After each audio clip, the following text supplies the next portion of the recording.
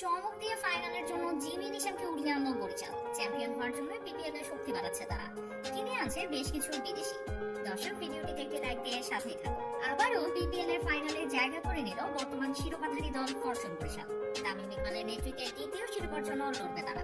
চিটাগাং কিংসের কাছে হারলে দ্বিতীয় কোয়ালিফায়ারে খেলতে হতো। সেখানে হয়তো ওই ম্যাচে ফরচুন বরিশালের একাদশে দেখা যেত জিমি নিশামকে। আজ সকালে যিনি বরিশাল শিবিরে যোগ দিচ্ছেন।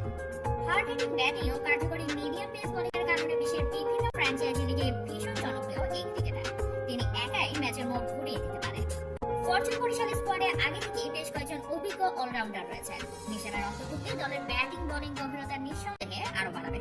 তবে নিশামের আর কোয়ালিফায়ার খেলতে হচ্ছে না। চিটাগাংকে হারিয়ে যে এক চান্সে সরাসরি ফাইনালে উঠে গেছে ফরচুন বরিশাল।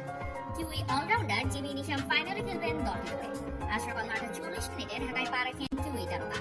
দর্শক, এবারে বিপিএলেও কি চ্যাম্পিয়ন হতে পারবে বরিশাল? কমেন্ট করে জানিয়ে দিন।